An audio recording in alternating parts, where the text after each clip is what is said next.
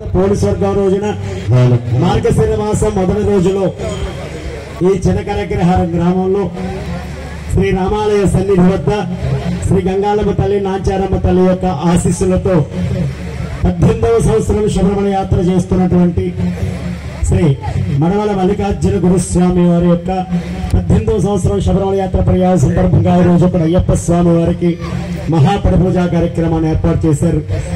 ఈ పూజా కార్యక్రమానికి విశేషంగా అశేషంగా చేసినటువంటి సోదర అయ్యప్పలు కన్నిస్వామి, కత్తిస్వామి, గంటస్వామి, గదస్వామి, గురుస్వామి, మణికంఠ మంజుమాతలు, భవానీ మాతలందరికీ కూడా ఆచంట వాస్తవుడైన కోట శివస్వామి శిరస్సు వంచి శతహస్త్రణము సుమానులు తెలియజేసుకుంటున్నాను. శరణమయ్యప్ప స్వామి శరణం.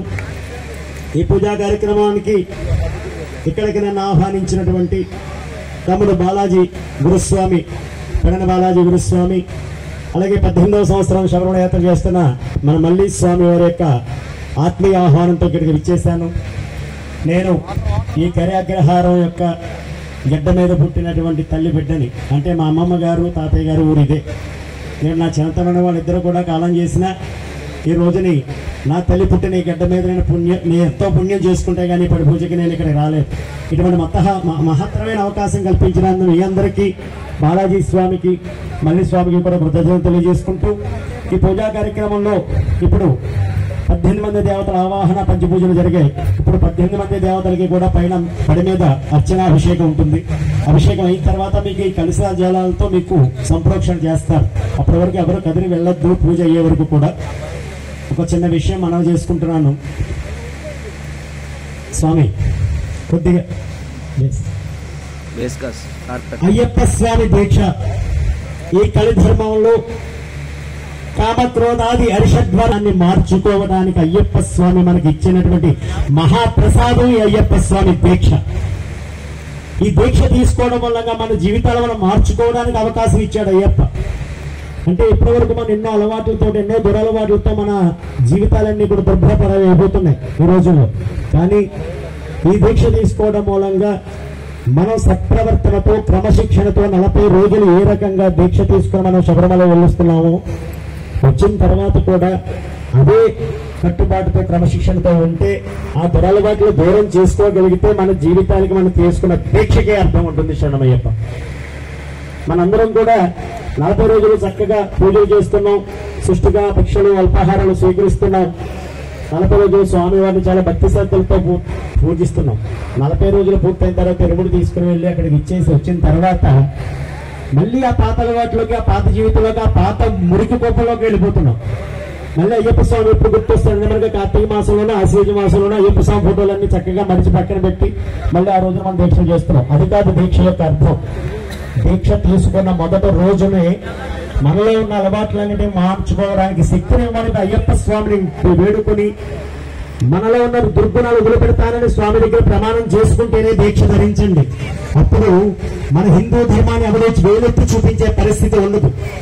ఈ సనాతన ధర్మంలో మనమందరం కూడా హిందూ ధర్మంలో మరియు భరతమాత ముద్దు బిడ్డలుగా పుట్టడం, ఎన్నో జన్మల పుణ్యం చేసుకుంటేనే హిందువుగా పుట్టాం. శరణమయ్యప్ప.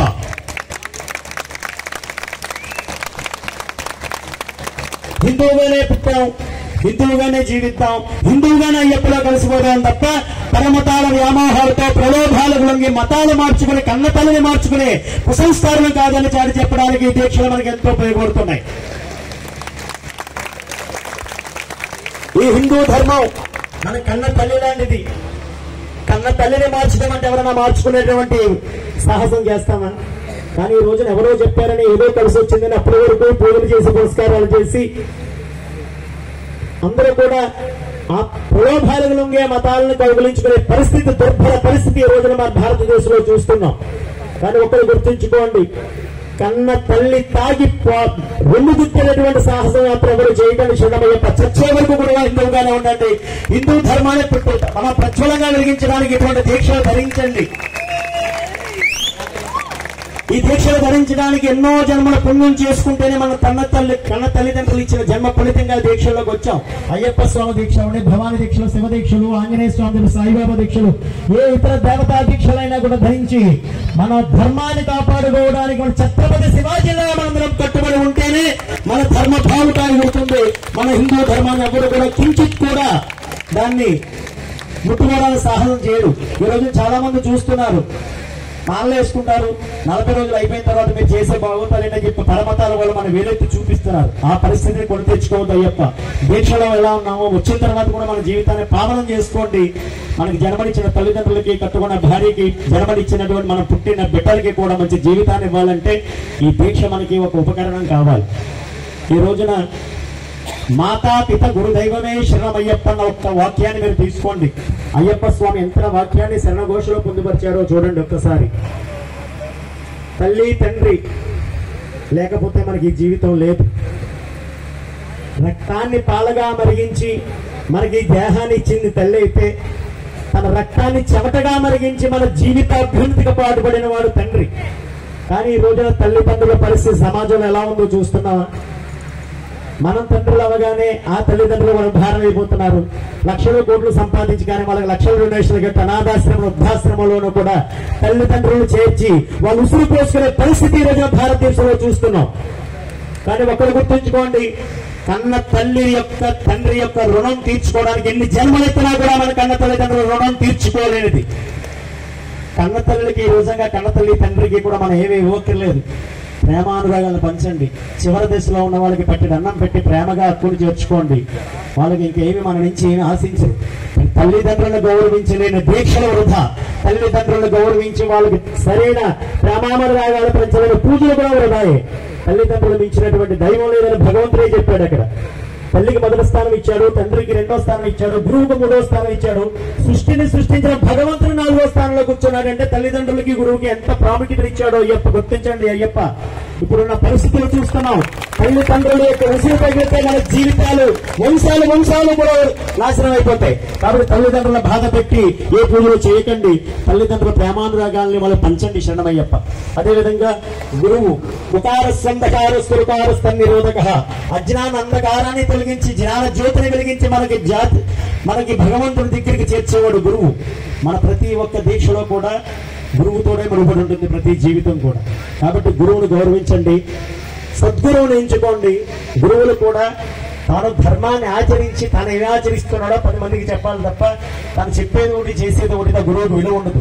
అటువంటి ఎంతో మంది గురుస్వాములు, మంచి గురుస్వాములు ఈ మచిలీపట్నం కృష్ణా జిల్లాలో 3 మంది గురుస్వాములు ఉన్నారు. వారందరికీ కూడా శిరస్సు నమస్కారాలు తెలియజేసుకుంటున్నాను. అదేవిధంగా మన ధర్మంలో మరీ ముఖ్యంగా భార్య, ధర్మపత్ని, ధర్మంగా మనం వివాహం ఆడినటువంటి భార్య మనం కట్టినటువంటి ఒక పసుపు తాడుకు విలువిచ్చి చిటికిన వేలు పట్టుకుని మనతో 7 అడుగులు నడిచి తన ఇంటి పేరు గోత్రం వదులుకుని ముక్కు మొగతమే మనతో కూడా వస్తుంది. మన కంటలో ప్రాణంతో ఉన్నంత వరకు కూడా అర్ధాంగిగా మనం స్వీకరించినప్పుడు ఆవిడికి మంచి జీవితాన్ని మనం ఇవ్వాలి. ఈ రోజుని దురలవాట్లతో దుష్కృతాలతో వాళ్ళకి ప్రేమామర్యాలు పంచట్లేదు. వంటింటికి పడకటింటికి పరిమితం చేసేస్తున్న ఆడవాళ్ళు. కానీ ఒకరు గుర్తుంచుకోండి, కార్యేషు దాసి కరణేషు మంత్రి భోజేషు మాత శైరేషు రంభ క్షమయా చరిత్రే రూపేణ లక్ష్మి షట్కర్మయుక్తానం ఇహధర్మపత్ని అని చెప్పింది శాస్త్రం. ఎందుకంటే ఆ స్త్రీ శక్తి రూపినటువంటి అమ్మవారు స్త్రీ రూపంలో మనందరికీ కూడా అమ్మగా, తల్లిగా, అక్కగా, చెల్లిగా, భార్యగా ప్రేమను పంచడానికి తల్లి మన ఇంటింటిలో కూడా ఆడవారిని సృష్టించింది. ఈ రోజుని ఆ మాత యొక్క సహకారం లేకపోతే మన దీక్షలు ఏమాత్రం కూడా ముందుకు సాగం. ఎందుకంటే మనం దీక్ష తీసుకోవాలి అంటే వేషం మార్చుకోవాలి, మాల వేసుకోవాలి, బట్టలు మార్చుకోవాలి. అమ్మా నేను దీక్ష తీసుకుంటానని చెప్పగానే మన భార్య మాత్రం తాను మానసికంగా ముందు బ్రహ్మచారిగా మారిపోతుంది. ఇటు తాను మారి తనకి 40 రోజులు మనం సహకరించుకుని మన దీక్షలు ఏమాత్రం కూడా ఒక్కడుగు ముందుకు పడవు. కాబట్టి అటువంటి భార్య మాత్రం మంచి జీవితాన్ని ఇవ్వాలంటే మనలో ఉన్న దుర్గుణాలు వదులుకోండి, వారికి మంచి జీవితాన్ని ఇవ్వండి, కట్టుకున్న బిడ్డలకి మంచి ఉజ్వల భవిష్యత్తుని ఇవ్వండి. మన దీక్షలందరికీ ఇంత సహకారం ఇస్తున్నటువంటి మాతల స్త్రీమూర్తులకి వాళ్ళ శిరస్సు ఉంచి వాళ్ళ పాదాలకి పాదాభివందనం చేస్తున్నాను. శరణమయ్యప్ప.